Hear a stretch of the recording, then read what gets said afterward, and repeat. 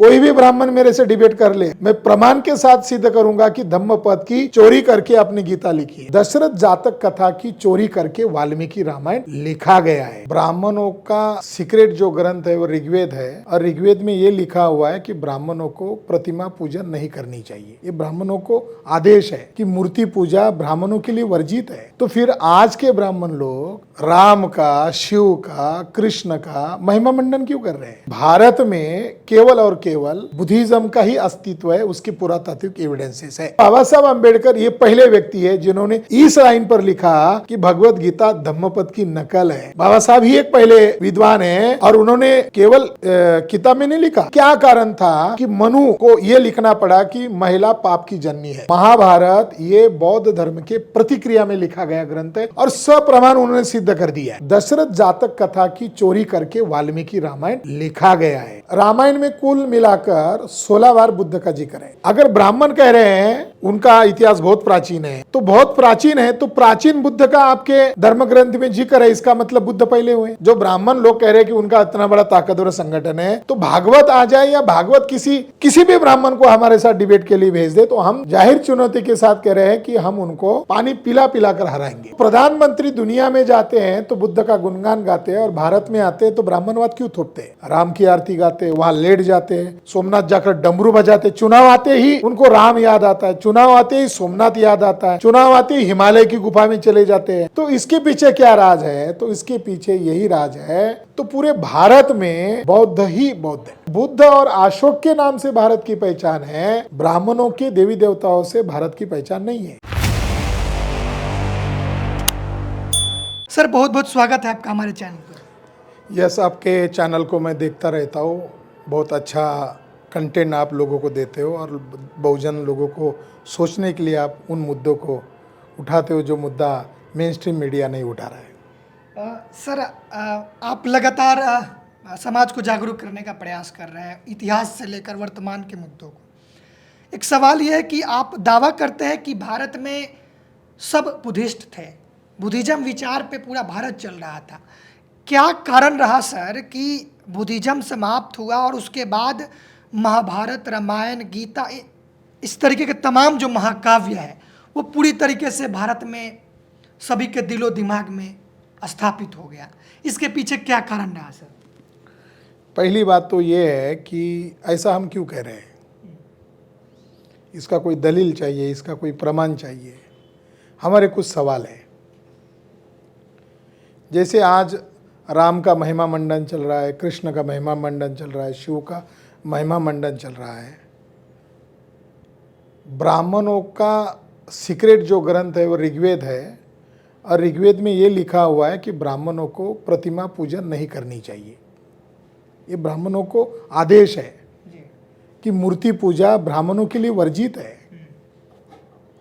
तो फिर आज के ब्राह्मण लोग राम का, शिव का, कृष्ण का महिमा मंडन क्यों कर रहे हैं?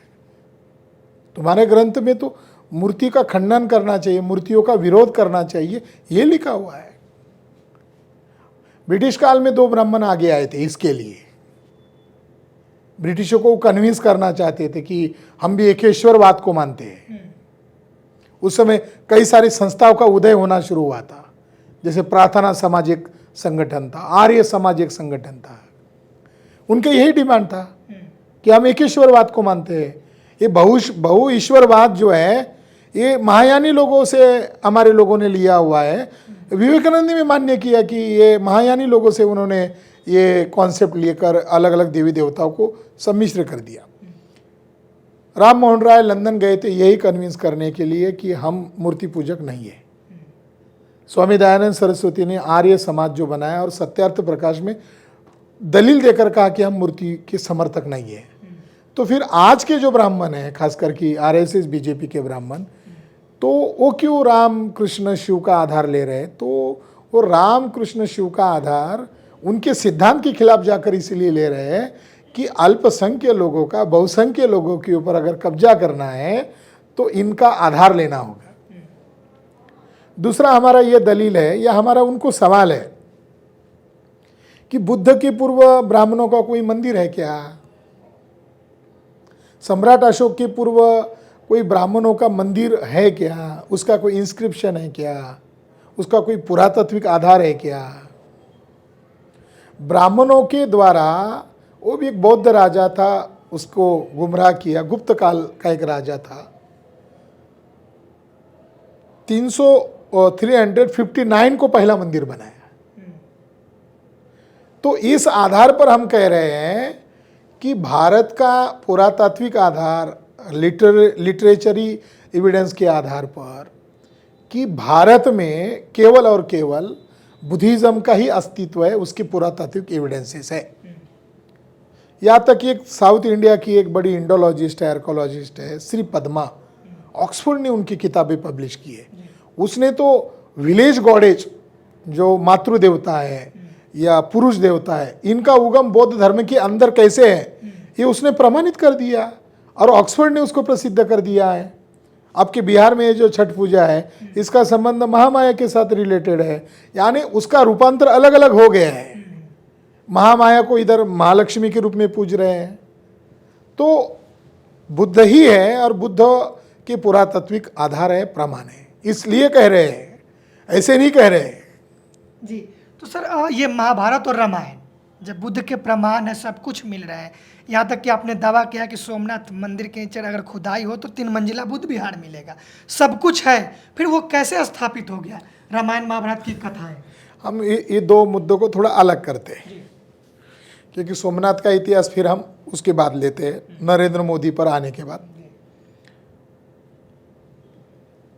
4 बड़े इंडोलॉजिस्ट हैं। पहले तो डॉक्टर बाबा साहब अम्बेडकर है। उन्होंने ग्रंथ लिखा है revolution and counter revolution in ancient India. उन्होंने उदाहरण दिया कि भारत का इतिहास सही ढंग से अगर कोई जानना चाहता है, लिखना चाहता है, तो संस्कृत लिटरेचर पर्याप्त नहीं है। बाबा साहब अम्बेडकर का ये थॉट है। वो कहते हैं कि पाली लिटरेचर को आधार बनाकर ही भारत का निरपेक्ष भाव से इतिहास लिखा जा सकता है। उदाहरण के लिए उन्होंने उदाहरण दिया कि नाग एक वंश है, मगर संस्कृत लिटरेचर को अगर आधार बना लिया जाए तो संस्कृत लिटरेचर बताता है नाग सांप के अंडे से पैदा हुए हैं। संस्कृत लिटरेचर बताता है वो मनुष्य नहीं है, वो मनुष्यतर प्रजाति है। तो संस्कृत लिटरेचर अगर आधार लोगे तो नाग सांप या नाग के अंडे से पैदा हुए प्रजाति है। मगर बाबा साहब अम्बेडकर कहते हैं कि पाली लिटरेचर अगर लिया जाए तो पाली लिटरेचर आपको बताता है कि ये नाग एक वंश है और वो माँ की कोख से ही पैदा हुए हैं, और वो स्लेव कम्युनिटी नहीं है, वो रूलिंग क्लास है। तो हम इतिहास को क्यों जानना चाहते हैं? तो बाबा साहब अम्बेडकर ने ये पहला दृष्टिकोण दिया, शेड्यूल कास्ट के लोग, शेड्यूल ट्राइब के लोग, अदर बैकवर्ड कास्ट के लोग, ये 6,500 जातियों के टुकड़े में बांटे गए गुलाम लोग हैं, मगर इनकी गुलामी की पहचान ब्राह्मणों के साहित्य से इनको दिखाया जा रहा है। मगर पाली साहित्य अगर देखोगे तो हम लोग नाग वंश के लोग हैं, हम लोग रॉयल कम्युनिटी के लोग हैं, हम शासक वंश के लोग हैं, हम गुलाम वंश के लोग नहीं हैं। ये बाबा साहब अम्बेडकर का ये पहला अप्रोच है इंडोलॉजी के आधार पर, उस समय उन्होंने जो भी अध्ययन किया उसके आधार पर। बाबा साहब अम्बेडकर ने दूसरा सिद्धांत उस किताब में ये बताया कि ईसा पूर्व 185 में हिंसक प्रतिक्रांति के द्वारा बौद्ध धर्म को पतन किया गया। बाबा साहब अम्बेडकर कहते हैं कि ये हिंसक यानी ब्लड खूनी राज्य क्रांति है, प्रतिक्रांति है। तो ब्राह्मणों ने हिंसक अभियान के जरिए से बौद्ध धर्म को खत्म किया, बृहद्रथ मौर्य की हत्या करने के बाद। मगर बाबा साहब अम्बेडकर कहते हैं कि इसको समाज ने कैसे मान्यता दिया, एकदम तो खत्म नहीं हुआ होगा। तो बाबा साहब अम्बेडकर कहते हैं कि उसको मान्यता देने के दृष्टिकोण से ब्राह्मणों ने रामायण लिखा, महाभारत लिखा, गीता लिखी और मनुस्मृति लिखी। तो बाबा साहब ने एक सेपरेट चैप्टर लिखा है, ये जो लिटरेचर है इसके लिए, इसकी एक नई दृष्टिकोण से व्याख्या बाबा साहब ने की है। तो उसके सेपरेट चैप्टर का टाइटल है, ये जो लिटरेचर है ये ब्राह्मणिकल लिटरेचर है, ये धारणाएं बना रहा है, आज भी हमारी धारणाएं बना रहा है। कोई तार्किक आधार पर कोई कहे शंभुक की हत्या करना ये रामराज है, तो तुम योगी आदित्यनाथ या आप बीजेपी के लोग इसलिए मार रहे हो कि ऐसा किसी ने तर्क कर दिया, तो कह रहे हमारी धार्मिक भावना आहत हुई। तो यानी आज भी वहां से ही प्रेरणा ले रहे। बाबा साहब अम्बेडकर ने तीसरी बात कही कि कोई गुस्ताखी नहीं कर रहा है, ये मलबे के नीचे वास्तविक इतिहास है। ये जो ब्राह्मणवाद का जो मलबा है, रामायण महाभारत, ये जो बच्चों की कॉमिक्स है, बाबा साहब कह रहे हैं ये रामायण महाभारत महिला और बच्चों के मनोरंजन के लिए लिखे गए हैं, और उस ये मलबे के नीचे वास्तविक इतिहास छुपा हुआ है। वो कोई गुस्ताखी नहीं कर रहा है, वो गुस्ताखी मैं कर रहा हूं, ऐसा बाबा साहब अम्बेडकर, वो गुस्ताखी मैं कर रहा हूं ताकि वास्तविक इतिहास सामने आए। तो बाबा साहब अम्बेडकर ये पहले व्यक्ति है जिन्होंने इस लाइन पर लिखा कि भगवत गीता धम्मपद की नकल है। बाबा साहब ही एक पहले विद्वान है, और उन्होंने केवल किताब में नहीं लिखा, 4-5 लाख की सभा में कहा कोई भी ब्राह्मण मेरे से डिबेट कर ले, मैं प्रमाण के साथ सिद्ध करूंगा कि धम्मपद की चोरी करके अपनी गीता लिखी है। तो बाबा साहब अम्बेडकर रामायण महाभारत को एक तर्क के कसौटी पर, न्याय के कसौटी पर उसकी समीक्षा कर रहे थे और उसका विश्लेषण कर रहे थे। बाबा साहब अम्बेडकर ने फिलॉसफी ऑफ हिंदुइज्म नामक एक किताब लिखी। उस किताब में कुछ सवाल खड़े किए कि क्या कारण था कि मनु को यह लिखना पड़ा कि महिला पाप की जननी है, क्या कारण है। तो बाबा साहब अम्बेडकर ने ये उसका वास्तविक कॉज ढूंढा कि बुद्ध के समय में महिलाओं ने गृह त्याग किया था, और भिक्खुनी बनकर सर्वस्व त्याग कर कर महिलाओं ने भी इस गैर बराबरी व्यवस्था को मिटाने के लिए सर्वस्व त्याग किया था। ये मनुस्मृति लिखने वाले के मन में रंज था, उसको ये बात बहुत खटक रही थी। तो उन्होंने उस क्रांति को ध्यान में रखकर ये प्रतिक्रांति के ग्रंथ लिखे हैं। रामायण को उस संदर्भ में देखना होगा, महाभारत को उस संदर्भ में देख। ये बाबा साहब अम्बेडकर का अप्रोच। बाबा साहब अम्बेडकर के बाद दूसरे व्यक्ति है, उस व्यक्ति का वो विश्वविख्यात विद्वान है। आज की तारीख में उसके जैसा कोई विद्वान या उसके जैसा कोई हिस्टोरियन नहीं हुआ है। और भारत का जो सो कॉल्ड मीडिया है या भारत के जो एकेडमिक क्षेत्र में जो ब्राह्मण गुंडागर्दी किए हुए हैं, वो उस व्यक्ति का नाम लेना पसंद नहीं करते। इंटरनेशनल कॉन्फ्रेंस में उसको कोट करते, मगर जब भारत में डिबेट डिस्कशन होता है तो उसका नाम नहीं लेते। उस व्यक्ति का नाम है अल्फ हिल्ट बिटल। अल्फ हिल्ट बिटल ये बाबा साहब अम्बेडकर के बाद ये पहला व्यक्ति है जिसने रामायण महाभारत को पूर्णतः डिकोड किया है। तीसरे व्यक्ति का नाम है फिट्जगेराल्ड, जिसने महाभारत को 12 वॉल्यूम्स में अनुवाद किया है, और बीजेपी के ऑफिशियल साइट पर भी वो उसके कुछ वॉल्यूम उन्होंने डाउनलोड करके डाले हैं। तब उनको लग रहा था, जब अनुवाद हो रहा था तब बीजेपी वालों को लग रहा था देखो अमेरिका वाले लोग हमारे महाभारत को मान्यता दे रहे हैं। मगर जब 11वें वॉल्यूम आया तो फिट्जगेराल्ड ने खुले तौर पर विश्लेषण करते हुए लिखा कि महाभारत ये बौद्ध धर्म के प्रतिक्रिया में लिखा गया ग्रंथ है, और सप्रमाण उन्होंने सिद्ध कर दिया है।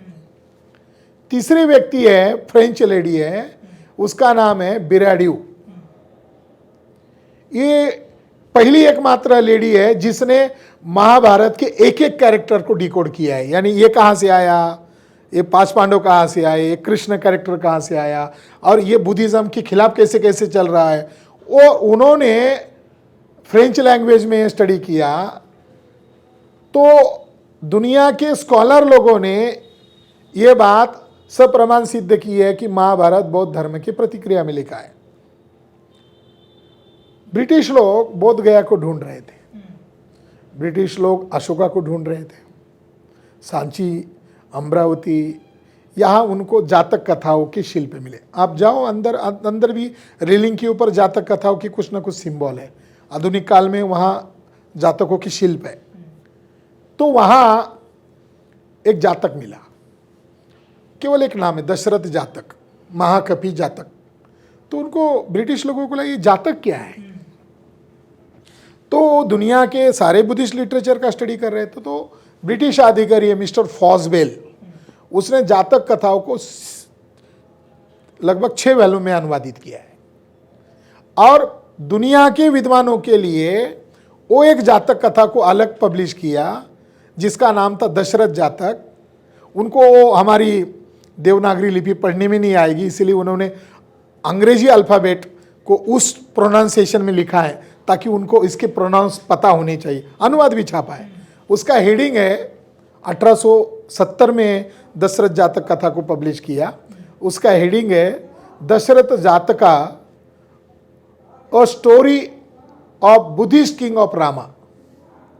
यानी दुनिया के संशोधकों को यह मालूम था कि वाल्मीकि का राम है, मगर ये पहली जातक कथा सामने आ रही है, तो वाल्मीकि रामायण को ध्यान में रखकर इस दशरथ जातक को वो अंडरस्टैंड न करे, इसीलिए उन्होंने उसके सब टाइटल में लिखा a story of Buddhist king of Rama. ये 1870 में ये पब्लिश किया गया है। ये आज भी आप अमेज़न पर कई डॉलर में खरीद सकते हैं या PDF में भी आपको फ्री में अवेलेबल है। 1871 में French professor, French writer, historian, वो पहला व्यक्ति है जिसने रामायण के ऊपर एक नया दृष्टिकोण वाला किताब लिखा। उस किताब का नाम है ऑन दी रामायणा, और उस व्यक्ति का नाम है प्रोफेसर वेबर। वेबर महाशय ने नो डाउट वो जो उसको पढ़ने के बाद तो क्लियर हो गया, उन्होंने सब प्रमाणित कर दिया कि दशरथ जातक कथा की चोरी करके वाल्मीकि रामायण लिखा गया है। कई सारे हिस्टोरियन है, उन्होंने इस बात को मान्यता दिया है। मैक्स मुलर, जिन्होंने धम्मपद का अंग्रेजी में 1880 में अनुवाद किया, जिन्होंने ऋग्वेद का अनुवाद किया। देखो ब्राह्मणों की मेरिट कितना बड़ा है। ब्राह्मण इतने बड़े विद्वान होते तो मनुस्मृति का अनुवाद करते। मनुस्मृति का अनुवाद 1792 में सर विलियम जोन्स ने किया। ऋग्वेद का अनुवाद मैक्स मुलर ने किया, और वो कोई ब्रिटिश आदमी नहीं था, वो तो रशियन आदमी था, उसने अनुवाद किया। तो मैक्स मुलर ने भी मान्य किया कि जातकों का प्रभाव पूरे दुनिया में है। वो अरब में गए तो उसको अरेबियन नाइट्स के नाम से आज जातक है। उन्होंने कहा हमारे ऊपर, यूरोपियन लोगों के ऊपर भी जातकों के प्रभाव है, या तक कि क्रिश्चियन धर्म के ऊपर भी जातक का प्रभाव है। और उन्होंने खुले तौर पर कहा कि ब्राह्मणों के ऊपर भी जातक कथाओं का प्रभाव है। जातक कथाओं की चोरी करके पंचतंत्र, हितोपदेश ये लिखे हैं, चोरी करके लिखे। रामायण में कुल मिलाकर 16 बार बुद्ध का जिक्र है। अगर ब्राह्मण कह रहे हैं कि उनका इतिहास बहुत प्राचीन है, तो बहुत प्राचीन है, तो प्राचीन बुद्ध का आपके धर्म ग्रंथ में जिक्र है, इसका मतलब बुद्ध पहले हुए। दूसरी महत्वपूर्ण बात, महाभारत में 137 बार बुद्ध का जिक्र है। एक बड़े संशोधक है, उन्होंने एक रिसर्च पेपर लिखा, बुद्धा वर्ड इन महाभारत, यानी बुद्ध का इतने बार महाभारत में जिक्र क्यों आया। तो उन्होंने उसका निचोड़ बताया कि ब्राह्मण को ओरिजिनल उसका महाभारत का अर्थ मालूम है, मगर वो जिनको बता रहा है उसका उल्टा अर्थ बताता है। दो मीनिंग हो गए, दो डबल मीनिंग। उन्होंने उसका अर्थ ये निकाला कि महाभारत की लैंग्वेज डबल मीनिंग की लैंग्वेज है, तो वो उनको वास्तविक अर्थ है मालूम है, और वो लिखा गया है बौद्ध धर्म के खिलाफ। मगर आज रामायण महाभारत का इस्तेमाल किसके खिलाफ किया जा रहा है? मुगलों के खिलाफ, मुसलमानों के खिलाफ। लड़ाई किसकी है वास्तविक? हम क्यों ये बात उठा रहे हैं? हिंदू मुसलमान, हिंदू मुसलमान, हिंदू मुसलमान हो जाएगा तो हमारा जो अज्ञानी बैकवर्ड कास्ट का समाज है वो ब्राह्मणों का गुलाम बनेगा। हम इसीलिए इस मुद्दे को उठा रहे हैं ताकि ये डिबेट हो, ओपन हृदय से, खुले मंच से डिबेट हो, एकेडमिक क्षेत्र में डिबेट हो, जाहिर मंचों से हो, टीवी डिबेट पे हो। हम ब्राह्मणों का जो बड़ा संगठन है मोहन भागवत का, उसको कह रहे हैं कि तुम हमसे डिबेट करो, दूसरे लोगों को नहीं छोड़ो। छोटे छोटे ब्राह्मणों को नहीं कह रहे हैं, जो ब्राह्मण लोग कह रहे हैं कि उनका इतना बड़ा ताकतवर संगठन है, तो भागवत आ जाए या भागवत किसी भी ब्राह्मण को हमारे साथ डिबेट के लिए भेज दे, तो हम जाहिर चुनौती के साथ कह रहे हैं कि हम उनको पानी पिला पिला कर हराएंगे। सर एक सवाल है, आपने जितने प्रोफेसर या दार्शनिक का नाम लिया जिन्होंने अनुवाद किया, उस पर रिसर्च किया उनके ग्रंथों पे, तो इनका जो क्लेम है, ये आरोप लगाते हैं कि इसे ब्रिटिशों ने, विदेशियों ने ऐसा भ्रम फैला दिया, इसीलिए आज के दौर में जो बहुजन समाज के लोग हैं जो उनके ग्रंथों पर सवाल उठाते हैं, वो ब्रिटिशों के, विदेशियों के झांसे में आ गए हैं। तो इसको कैसे टैकल करें? आरएसएस को 100 साल पूरे हुए थे, तो मुझे बड़ा आश्चर्य लगा कि नरेंद्र मोदी के हाथों से एक ध्वनि फीत यानी टेलीकास्ट ब्रॉडकास्ट किया गया, और वो थे संघ के प्रातः समय में गाने जाने वाले गीत, और उसका म्यूजिक जो है वो फॉरेन में रिकॉर्ड करके फॉरेनर लोगों से वो धुन बनाई गई थी। तो उन लोगों को फिर तब अधिकार है ना जब तुम संघ के 100 साल के शताब्दी वर्ष पर फॉरेनर्स लोगों से म्यूजिक लाकर संघ को प्रमोट कर रहे थे, तुम लोगों को अधिकार है। दूसरी बात, आर्कोलॉजी को ये कहकर नहीं नकारा जा सकता कि ये फॉरेनर्स लोगों ने लिखे हैं, ये फॉरेनर्स लोगों ने किए। आपको उदाहरण देता हूँ, ये कितना बड़ा ब्लंडर करने वाला ये तर्क है उनका। सर विलियम जोन्स को अशोक राजा के इंस्क्रिप्शन मिले, पिलर मिले, रॉक एडिक्ट मिले, तो उन्होंने उसके डिज़ाइन बनाए और उनको पढ़ने नहीं आ रहा था, तो उन्होंने बड़ा उस समय का विज्ञापन गली में जोर जोर से चिल्ला चिल्ला कर बाजा बजा कर बताया जाता था। वाराणसी में ऐसा बाजा बजा कर गली गली में एक इश्तिहार, एक विज्ञापन किया गया कि ब्रिटिश लोगों का ये कहना है कि ये बहुत प्राचीन लिपि है, ये किसकी पता नहीं चल रहा है। तो ब्राह्मण लोगों में जो विद्वान हैं, भाषा के तज्ञ हैं, जो इस लिपि को पढ़ के बताएगा मुंह मांगा इनाम दिया जाएगा। तो ब्राह्मण लोगों में से एक ब्राह्मण को लालच आया, सर विलियम जोन्स का दाखिला एक बड़े विद्वान इन्हीं का ब्राह्मण है, उन्होंने दिया है अपने साहित्य में कि बोले ये ब्राह्मण कैसे थे। एक ब्राह्मण लिख रहा है, हजारी प्रसाद द्विवेदी। हजारी प्रसाद द्विवेदी नॉर्थ इंडिया में बड़ा इतिहासकार माना जाता है। हजारी प्रसाद द्विवेदी का भी उदाहरण देना चाहता हूँ इनको, ये जो दलील देते हैं। तो हजारी प्रसाद द्विवेदी ने कहा कि उस ब्राह्मण ने एक फर्जी लिपि बनवाई और सर विलियम्स जोन्स को कहा कि मैंने इसको डिकोड कर लिया है। जब 5 पांडवों को वनवास हुआ था और उस वनवास में भीम बीमार हो गए थे, उनको चलने नहीं आ रहा था, तो वो लट लेकर चलते थे और वो जंगलों में कहाँ है, उन्होंने अपने ढंग से वो लिपि बनाई है। और वो भीम जो है वो लट लेकर चलते थे और बाद में जमीन में गाड़कर वो आगे चले गए। ऐसा कहकर अशोक के लिपियों को भ्रम जाल बनाया गया और कई शताब्दी 1836 तक यह भ्रम कायम रहा। तो ब्राह्मणों में आरोप करना चलो ठीक है, मगर ब्राह्मणों में इसका क्या अर्थ है? अशोक का क्या अर्थ निकालेंगे आप? बुद्ध का क्या अर्थ निकालेंगे? उनके पास कोई मापदंड है? तो ब्रिटिश जैसे विदेशी है वैसे ब्राह्मण भी ना विदेशी है, तो हम ब्राह्मण की क्यों मानेंगे? सर आपने जो ये एग्जाम्पल दिया, ये वैशाली में जो अशोक का स्तंभ है उसको भीम सिंह का लाठी बोला जाता है सर, ये लाठी है। अच्छा हुआ उन सर विलियम जोन्स को, सर मेजर जनरल कनिंघम को, और जिन्होंने अशोक की लिपि को डिकोड किया, हमें उन्हें तो सवेरे शाम उनको धन्यवाद देना चाहिए। वो नहीं होते तो बोध गया नहीं मिलता, वो नहीं होते तो सारनाथ नहीं मिलता, वो नहीं होते तो अशोक राजा नहीं मिलता, वो नहीं होते तो भारत का इतिहास नहीं मिलता। सर जैसे आप ये दावा कर रहे हैं कि जितने बड़े बड़े मंदिर हैं, तिरुपति बालाजी हो, सोमनाथ मंदिर हो, सबके नीचे खुदाई होगा तो बुद्धिस्ट पैलेस निकलेंगे, बुद्धिस्ट महाविहार निकलेंगे। हाँ, इसके पीछे ये दावा हम आर्कोलॉजी के तरफ जाने के पहले एक मुद्दा अधूरा है, उसको कंप्लीट करते ताकि लॉजिकली उसका एंड हो जाए। महाभारत को जब हमने डायग्नोसिस किया, स्टडी किया, 41 जातक कथाएं उसके अंदर मिली। महाभारत लिखने का एक ब्राह्मण का काम नहीं है। तो अल्फ्रेड विटल कहते कि कमिटी थी, कमिटी ने बैठकर महाभारत लिखा और त्रिपिटक को ध्यान में रखकर लिखा। उनका यह आधार है कि रामायण देखो 18 अध्याय में है, महाभारत देखो 18 अध्याय में है, भगवद गीता 18 अध्याय में, पुराण देखो 18 अध्याय में है। तो अल्फ्रेड विटल का ये इस पर जवाब है 18 क्यों लिख रहे हैं? उपनिषद भी 18। हाँ, उपनिषद भी 18 क्यों लिख रहे हैं?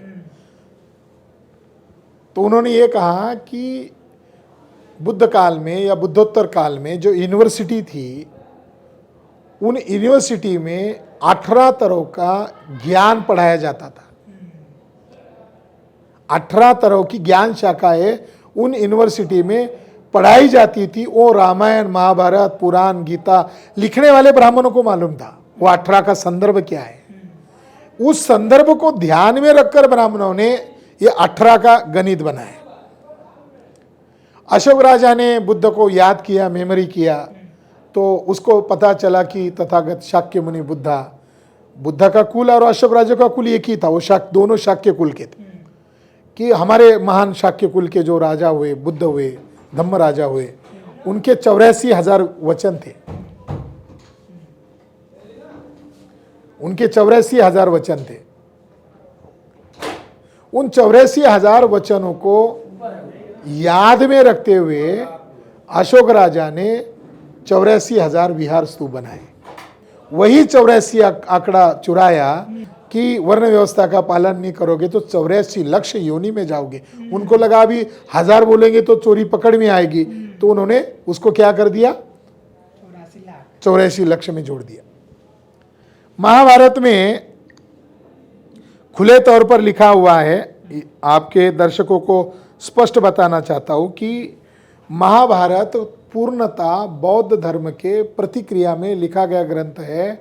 महाभारत के 3रे अध्याय में लिखा हुआ है, क्या लिखा हुआ है कि संपूर्ण विश्व उल्टा हो जाएगा, लोग देवता की पूजा बंद कर देंगे और एड़ुक की यानी बौद्ध स्तूपों की पूजा शुरू कर देंगे। इस तरह युग का अंत में शूद्र लोग द्विजों की सेवा करने से इनकार कर देंगे। और आगे जाकर उन्होंने ये लिखा, जब लोग कठोर और कानून विधित मतलब मांस भक्षण का भी जिक्र किया। आगे जाकर उसने ये कहा कि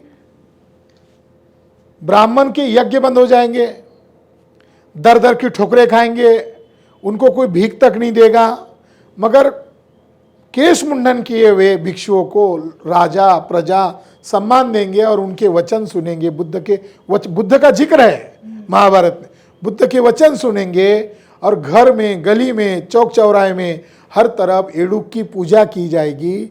एड़ुक अमरकोश में अस्थियां रखने की एक पवित्र जगह, ऐसा अमरकोश में उल्लेख है। तो जिस पाली साहित्य में जिसको स्तूप कहा है, संस्कृत साहित्य में उसको एड़ुक कहा है, जहां अशोक राजा ने तथागत बुद्ध के 84,000 स्तूपों में उनकी यादों के तौर पर उनकी अस्थियों को स्थापित किया था। तो महाभारत खुले तौर पर बुद्ध धर्म के प्रतिक्रिया में लिखा गया एक प्रतिक्रांति को स्थापित करने वाला ग्रंथ है, ये बात सिद्ध होती है। और इसी को उन्होंने कलयुग कहा। बौद्ध धर्म जो पास्ट में हो गया है उसको उन्होंने फ्यूचर में कहा। अशोक राजा को धम्म राजा कहा, 5 पांडवों में से एक पांडव को धर्मराज कहा। अरे गजब की बात है, बुद्ध का नाम भी धम्म राजा है, अशोक का नाम भी धर्म राजा है, धम्म राजा है। तो इसमें क्या बताया, जो बेवकूफ है, जो सवाल नहीं दे रहा है, एक यक्ष प्रश्न की कहानी भी है, उसके सामने यक्ष के सामने कुछ जवाब नहीं दे रहा है, मगर उसके अंदर बुद्ध के साथ कंपेयर करने के लिए एक पांडव को खड़ा कर दिया। महाभारत में, महाभारत की कथा जो है, मूल कथा घत जातक से उठाई गई है। घत जातक में यही कथा, एक कंस था, एक उपकंस था, उसकी एक बहन थी, फिर उसको श्राप आया, ऐसी कहानी है। उस कहानी का, उस जातक का तात्पर्य है कि जो पैदा हुआ आज न कल मरने वाला है, अनित्यता का बोध करने वाली वो जातक कथा है। बाद में उसको उन्होंने युद्ध के साथ जोड़ दिया। दूसरी महत्वपूर्ण ये कथा है, दशरथ जातक कथा के बाद घत जातक में जो 5 पांडव के जो नाम है वो अलग अलग जातक कथाओं से उठाए हैं।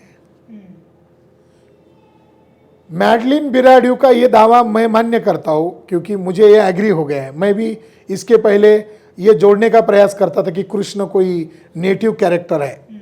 डीडी कोसंबी ने इसका पहला आधार बताया, जो कम्युनिस्ट हिस्टोरियन है, उसने यह आधार बताया कि कृष्ण कोई यहाँ का नेटिव पात्र था जो इंद्र को हराता है, ऐसी उसने व्याख्या की थी। तो हम डीडी कोसंबी की थ्योरी को स्वीकार कर चुके थे, मगर अब नया संशोधन हमने स्वीकार कर लिया। मैडलिन बिराड्यू का ही संशोधन सही है। ये जो बोध गया है, इस बोध गया में बुद्ध का एक कैरेक्टर के साथ झगड़ा दिखाया है, वो कैरेक्टर है मारा। जिसको क्रिश्चियनिटी में और इस्लाम में शैतान या इब्लिस के तौर पर या डेविल के तौर पर स्वीकार किया है। वो मेंटल फाइट है बुद्धा की, ज्ञानी बनने वाले व्यक्ति की वो मेंटल फाइट है। मारा ये अराजकता का, विकृति का प्रतीक है। ब्राह्मणों ने उसी मारा को कृष्ण के तौर पर प्रस्तुत किया। तो कृष्ण कोई आदर्श पात्र नहीं है, राम कोई आदर्श पात्र नहीं है। हाँ, पाली एक जातक है, कन्न जातक। कन्न से कान्हा शब्द नॉर्थ इंडिया में आता है, संस्कृत में, हिंदी में कृष्ण आता है। उस कृष्ण का इसके साथ कोई संबंध नहीं है। हाँ, एक राजा था, कनिष्क राजा, उस कनिष्क से कृष्ण बनाया होगा क्या, ये एक तर्क का सवाल है। तो ब्राह्मणों ने बुद्धिज्म हिंसा बता रहा है, बुद्धिज्म करुणा बता रहा है, बुद्धिज्म भाईचारा बता रहा है। रामायण में क्या है, भाई भाई को लड़ाओ, वाली और सुग्रीव को लड़ाओ। वो कथा भी उन्होंने महाकपि जातक से ली है, क्योंकि बुद्ध के जीवन में बुद्ध का एक भाई है जो दुश्मन है, देवदत्त। वो हमेशा उसको मारने के लिए प्रयास में रहता है। उस कैरेक्टर को बताने के लिए महाकपि जातक वो शिल्पांकन है कि देवदत्त कैसे उस कथा के रूप में बंदर रहता है, बोधिसत्व, और उसका एनिमी है वो भी बंदर है। हॉलीवुड में एक मूवी भी बनी है, एप्स, एनिमल एप्स के ऊपर एक मूवी बनी है, उसका महाकपि ओरिजिन है। हमारी जातक कथाओं से हॉलीवुड ले रहा है। गत जातक से ग्लैडिएटर मूवी बना है, मैं आपको बता रहा हूं। हॉलीवुड ऑस्कर अवार्ड विनर जो मूवी है ग्लैडिएटर, वो मूवी हमारी गत जातक के ऊपर से बनाया है और उसके ऊपर महाभारत बनाया इन लोगों ने। तो ये कहां से आया, ये सारे कैरेक्टर उन लोगों ने बौद्ध धर्म से चुराए। अब यहां जरासंध है, महाभारत में लिखा है कि जरासंध मगध का राजा है। मगध का राजा कौन है, प्रियदर्शी अशोक है। आगे उसने लिखा है वो बौद्ध राजा है। और हमारी बिहार की एक कम्युनिटी है, वो अपना कैरेक्टर वो जरासंध के साथ देख रहे हैं, और जरासंध उनकी भाषा में राक्षस है। मगर ब्राह्मणों ने बौद्ध पात्रों को राक्षस के तौर पर दिखाया, चाहे रामायण हो चाहे महाभारत हो, वो राक्षस के तौर पर, दानव के तौर पर, दस्यु के तौर पर दिखाया है। तो ब्राह्मणों ने बहुत बड़ी जालसाजी की, बहुत बड़ा मिथिकल कैरेक्टर डेवलप किए, जो बौद्धों के मिथिकल कैरेक्टर थे जातकों के माध्यम से। बड़े हिस्टोरियन है DN झा, मान्यता प्राप्त इतिहासकार है, लॉकडाउन के पीरियड में मर गए। उन्होंने ये पहला इतिहासकार है, वो ब्राह्मण है पेशे से। DN झा एक पहला प्रामाणिक ब्राह्मण इतिहासकार है। उन्होंने एग्री किया कि ब्राह्मणों के पास अवतारवाद नहीं था, बौद्धों की नकल करके उन्होंने अवतारवाद स्थापित किया। यानी जो अवतारवाद की लड़ाई मूलतः बौद्धों की है। एक बुद्ध एक आदर्श कैरेक्टर है, और बुद्ध बनने के लिए बोधिसत्व की प्रक्रिया से गुजरना पड़ता है। तो बोधिसत्व की जो अवतार है, यानी उसको जातकों के रूप में नैतिक आधार पर बताया, उसमें अंधश्रद्धा के आधार पर नहीं बताया कि मनुष्य का डेवलप होना, उसको ज्यादा प्रबुद्ध होना, ज्यादा दानी होना, ज्यादा करुणाशील होना, वहां से उन्होंने कैरेक्टर बौद्धों ने स्थापित किए जातकों के द्वारा। फिर उसकी चोरी इन्होंने की, हरिश्चंद्र की कथा, प्रसिद्ध कथा, राजा हरिश्चंद्र की कथा। हम बचपन में देखते थे तो उसका त्याग, उस बीवी को बेच रहा है, बच्चे को बेच रहा है, उसके देख देख कर हम भी रोते थे। राजा हरिश्चंद्र की कथा, जातक कथा नंबर 547 नंबर की जातक कथा है। और उस जातक कथा के लिए अजंता की 4 यानी तीनों दीवारों को वो जातक कथाओं को पेंटिंग में दर्शाया गया है।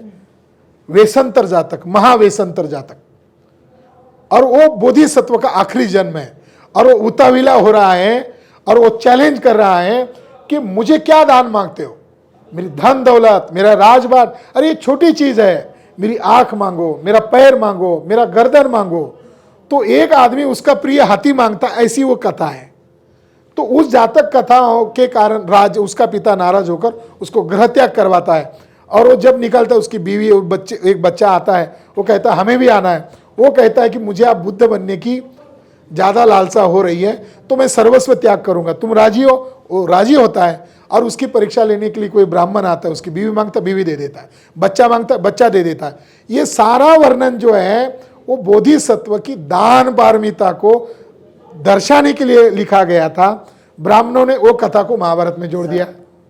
आप जातक कथा के बारे में बता रहे हैं, तो एक था कि एक मिथक है ये, जो महाभारत हो या रामायण हो, तो ये जातक कथा जो था वो सिर्फ कथा क्यों लिखा गया, इसका पर्पस क्या था, और इसको चुरा कर ये हिस्टोरिकल बताते हैं कि हमारा रामायण महाभारत हिस्टोरिकल है। तो आप कह रहे हैं कि वहाँ से यहाँ इसको कॉपी किया गया, तो बुद्धिज्म में जो जातक कथाएं हैं क्या वो हिस्टोरिकल है या फिर ऐसी कथाएं बनाए गए, किस पर्पस से सर? जातक कथाओं को नैरेशन करने के लिए 3 पार्ट है। कोई प्रसंग है, वो हिस्टोरिकल है। जैसे दशरथ जातक कथा का प्रसंग क्या है कि बुद्ध साकेत जाते हैं, उनका एक प्रिय शिष्य उनको मिला नहीं। बुद्ध पूछते हैं वो मिला ही नहीं मुझे, हमेशा आता है, अभी तो मिला ही नहीं। तो उसका दूसरा शिष्य बताता है तथागत उसके पिता मर गए, इसलिए उतना दुखी है कि खाना पीना तक छोड़ दिया।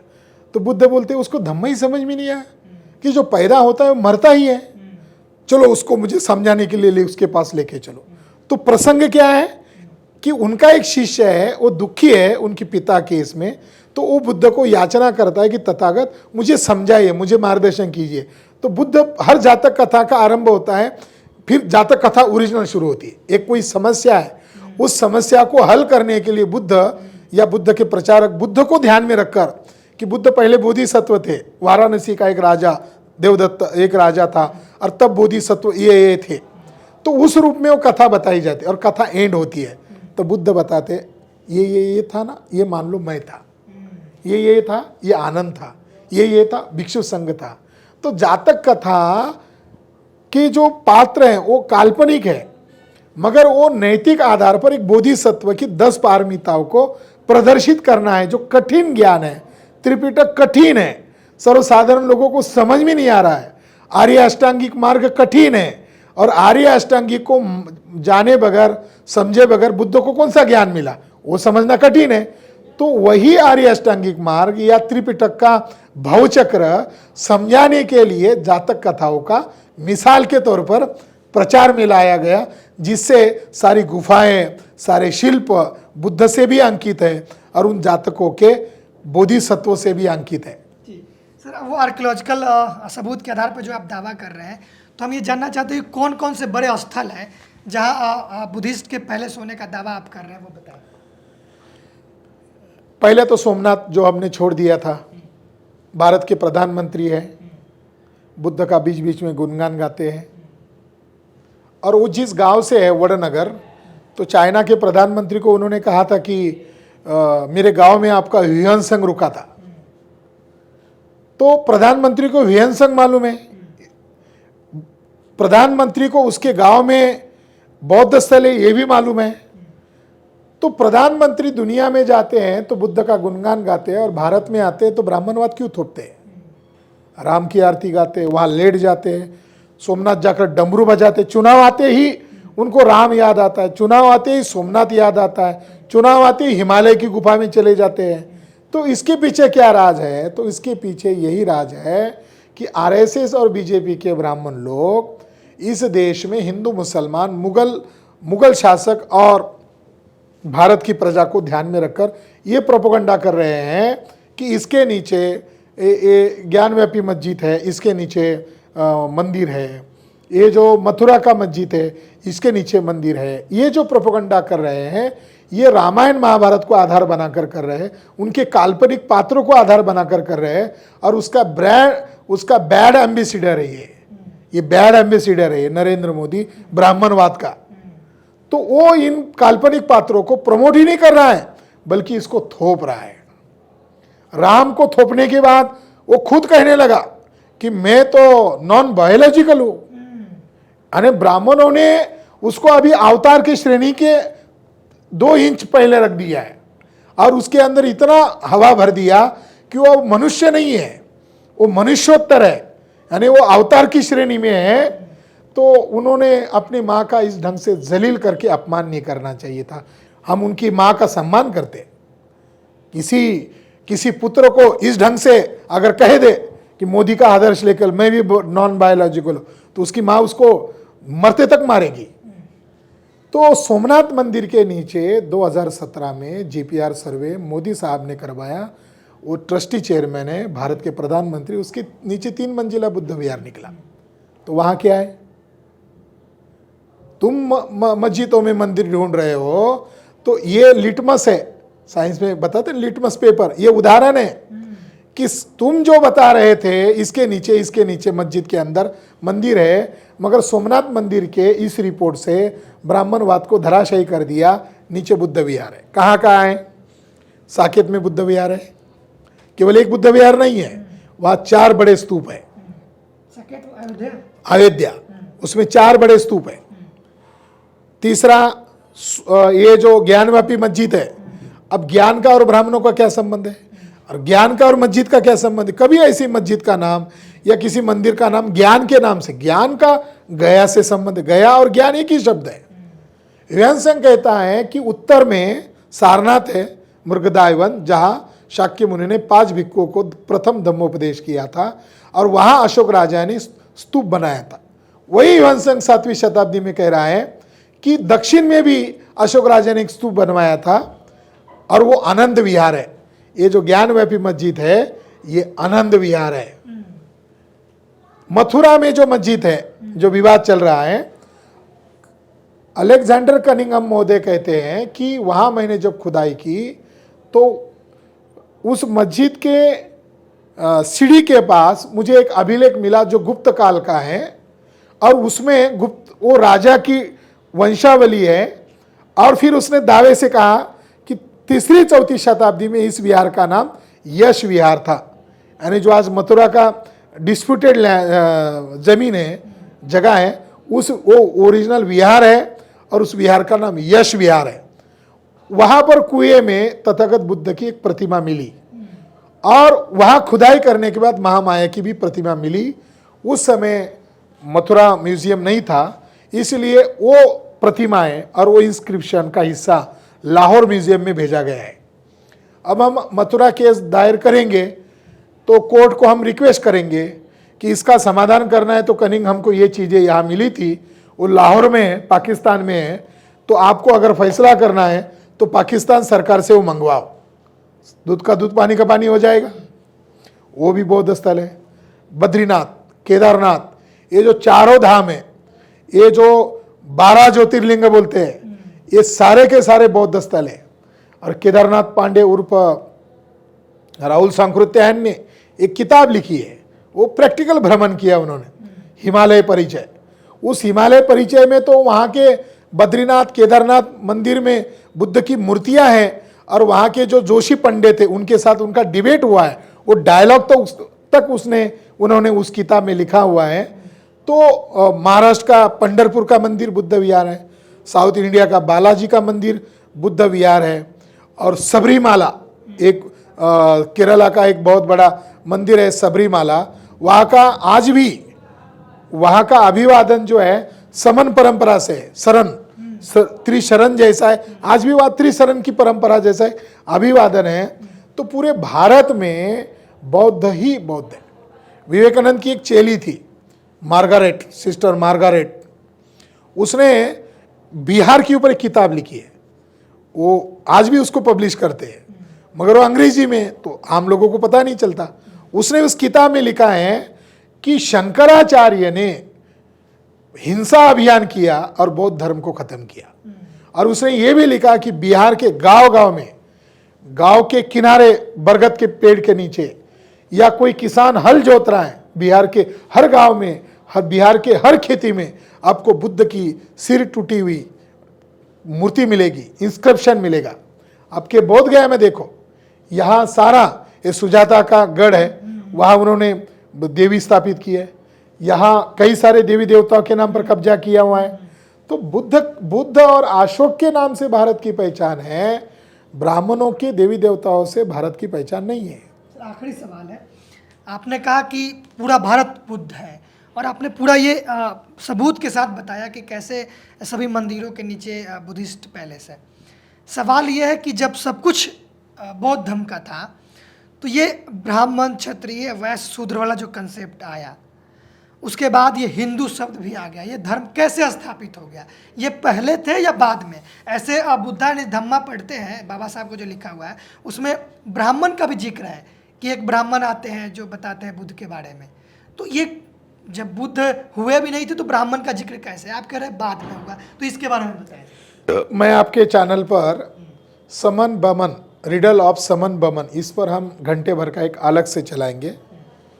मगर प्रोफेसर लेवमैन एक बड़े टोरंटो यूनिवर्सिटी के बड़े इंडोलॉजिस्ट है और उन्होंने त्रिपिटक का बहुत बढ़िया ढंग से स्टडी किया। उन्होंने असित मुनि के बारे में जिक्र किया है।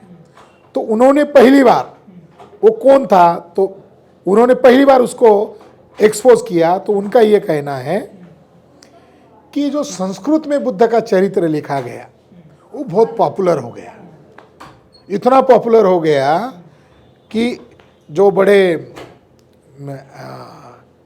अर्नोल्ड जो थे उन्होंने उसी संस्कृत काव्य को ध्यान में रखकर लाइट ऑफ एशिया लिखा। यानी उनके सामने वो अच्छा ग्रंथ था। ये त्रिपिटक यानी 72 ग्रंथों का कौन पढ़ेगा, कौन उसका एनालिसिस करेगा। ये रेडीमेड बुद्ध का चरित्र, काव्यमय चरित्र, जो अश्वघोष ने जो बुद्ध चरित्र लिखा वो ब्राह्मण था और उस ब्राह्मण ने बुद्ध का ब्राह्मणीकरण किया। जैसे उसने उस चरित्र में लिखा कि बुद्ध पैदा हुए, सिद्धार्थ के घर में, सिद्धोधन के घर में एक पुत्र प्राप्त हुआ, तो उसकी सूचना उसने अपने पुरोहित को दी।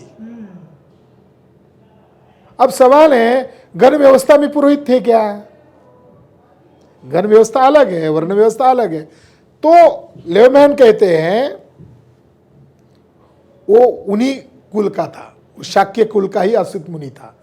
मगर अश्वघोष ने क्या किया, जानबूझकर उसको ब्राह्मण लिखा। और आगे जाकर क्या लिखा उस संस्कृत चरित्र में, वो 3 वेदा के ज्ञाता था और उसने भविष्य बताया। उसने अलग स्टडी किया। इसको आप लोग बौद्ध धर्म को मानने वाले लोग भी तर्क के आधार पर क्रिटिक्स नहीं कर सकते कि क्या बौद्ध धर्म में भी भविष्यवाणी हो सकती है क्या। वो एक बुद्धिस्ट मैथोलॉजी को एनालिसिस करने का मामला है। और दुनिया के सारे विद्वान लोग बौद्ध धर्म की जो मिथक कथाएं है या बौद्ध धर्म के अंदर जो कुछ संज्ञाएं हैं, कोई फिलॉसफी है, उसको डिकोड कर रहे हैं। उसने कौन सी व्याख्या की भविष्यवाणी, उसमें केवल एक वर्ड इस्तेमाल किया, ये गृहस्थी रहेगा तो चक्रवर्ती राजा बनेगा और ये ग्रह त्याग करेगा तो ये महापुरुषा बनेगा। यानी 2 शब्द का इस्तेमाल किया। ये 2 शब्द के ऊपर उसने पीएचडी किया। 2 शब्द है, चक्रवर्तीन महापुरुषा। ये हमारे समाज की बुद्ध पूर्व लोगों की धारणा थी और गण व्यवस्था के लोग उस महापुरुष की राह देख रहे थे।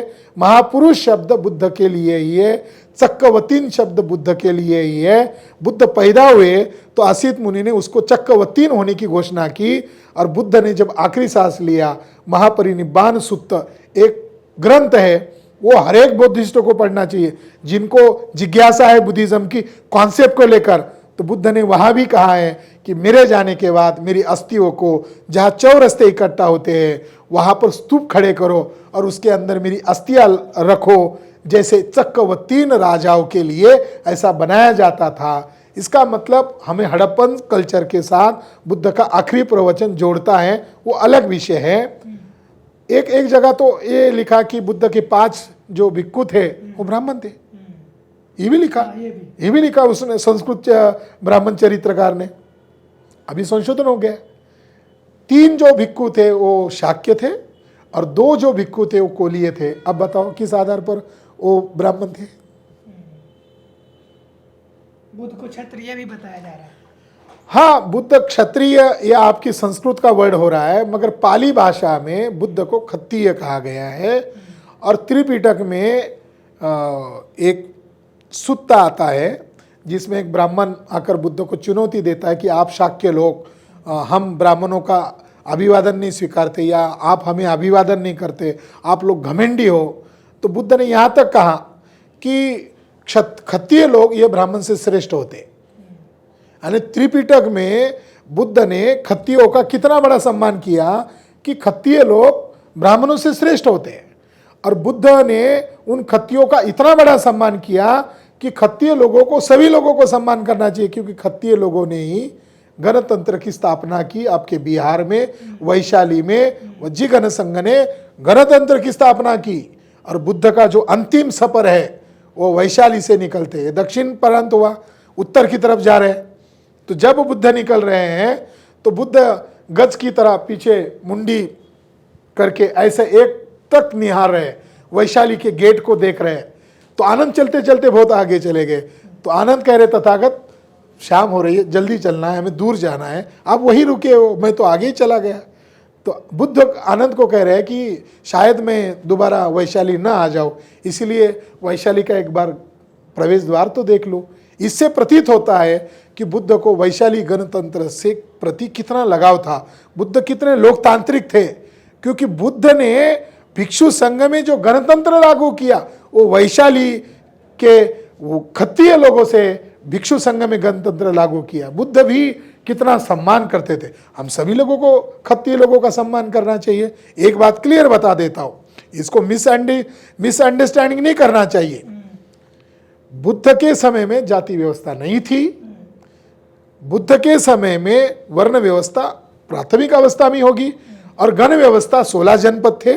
गण व्यवस्था बनाम ब्राह्मण की वर्ण व्यवस्था का संघर्ष था, मगर बुद्ध खत्ती व्यवस्था के, गणतांत्रिक व्यवस्था के है, न कि ब्राह्मण व्यवस्था के, क्षत्रिय व्यवस्था के। अशोक के समय में जाति व्यवस्था नहीं है। अशोक के अभिलेख में कहीं भी अछूतों का जिक्र नहीं है, कहीं भी जातियों का जिक्र नहीं है।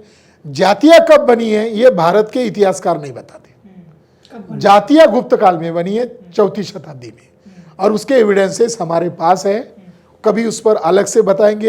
एकदम इतना सारा डोज देना उचित नहीं है, मगर आपने जो सवाल किया ये रूपांतर कैसे हुआ, तो बाबा साहब अंबेडकर ने ही ये रूपांतर की व्याख्या की, जिसको आज वर्तमान में हिंदू धर्म कहा जाता है। इसका ओरिजिनल नाम वैदिक धर्म है, बाद में ये ब्राह्मण धर्म के रूप में आया, और बाद में मुगल काल में इन्होंने हिंदू धर्म जो गाली दी गई थी, हिंदू धर्म को इन्होंने स्वीकार किया। आपने कहा क्षत्रियों के बारे में, बोध गया में एक इंस्क्रिप्शन मिला राजा जयचंद का, और उसका जो गुरु था वो भिक्खु था, जगत मित्र, वो भिक्खु था। उन दोनों ने यहाँ दान दिया है और उसके कारण बोध गया बची हुई है। वो बौद्ध राजा था, इसीलिए ब्राह्मणों ने, इतिहासकारों ने उसको गद्दार कहा। तो क्षत्रिय लोग भी, उनका ओरिजिन कहाँ है? उनका ओरिजिन बौद्ध धर्म में है, उनका ओरिजिन ब्राह्मणों की व्यवस्था में नहीं है। वो बौद्ध धर्म के खिलाफ किया गया हिंसक अभियान का उसके साथ संदर्भ है। भारत की हर प्रजाति को इतिहास अगर ढूंढना है तो काल्पनिक पात्रों के अंदर इतिहास नहीं ढूंढा जा सकता।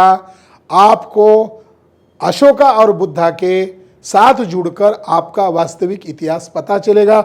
जैसे हमको बाबा साहब अंबेडकर ने 1956 में कहा, तुम नाग लोग हो इसलिए मैं तुमको ये धर्म दे रहा हूं। बाबा साहब ने ये नहीं कहा तुम मेरी बिरादरी में पैदा हुए हो इसीलिए मैं तुमको धर्म दे रहा हूं। बाबा साहब ने कहा ये सभी तुम लोग नाग लोग हो और ये नाग लोगों का धर्म है इसीलिए मैं आपको दे रहा हूं। बुद्ध ने भी भाषण में कहा, बुद्ध ने भी जब बुद्ध को ज्ञान मिला तो बुद्ध ने इस धम्म को पहली बार किसी लोगों को दिया, वो नाग लोगों को दिया। और कहा दिया?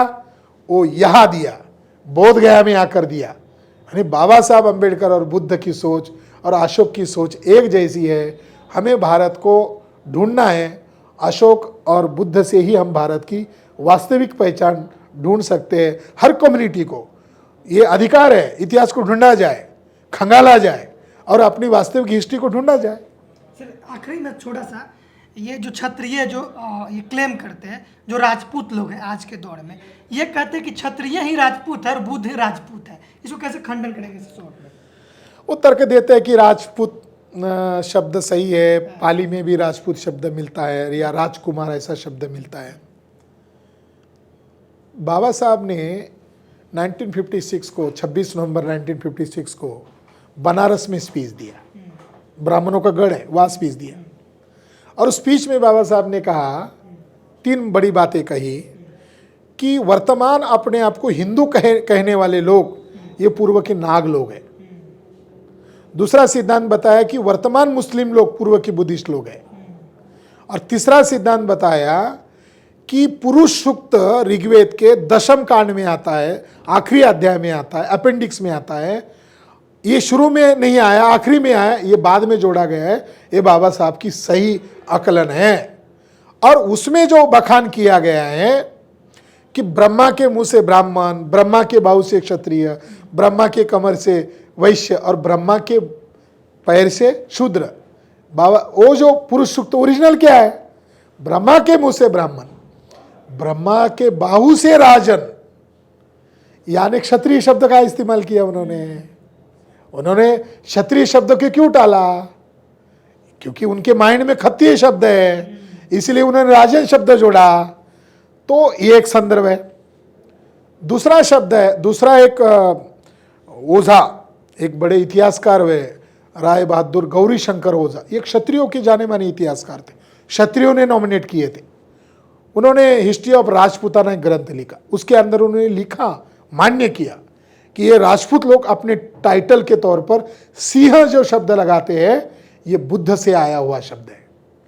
जो हिस्टोरियन होता है, जो निरपेक्ष भाव से लिखता है, उसको जरूरी नहीं कि उसके सिद्धांत को कितने लोग मान रहे हैं, आज नकल उसको स्वीकार किया जाएगा। उन्होंने आधार भी दिया अमरकोश कि सिंह शब्द बुद्ध के लिए है, रामायण महाभारत में किसी भी कैरेक्टर को सिंह शब्द नहीं है। बुद्ध का नाम शाक्य सिंह है। यही सिंह आप पंजाब में भी सिंह लगाते हैं, राजपूत लोग भी लगाते हैं, इधर बिहार में भी शेड्यूल कास्ट के लोग भी लगाते हैं। तो सिंह शब्द सबका है, ये क्लेम एक कम्युनिटी का नहीं है।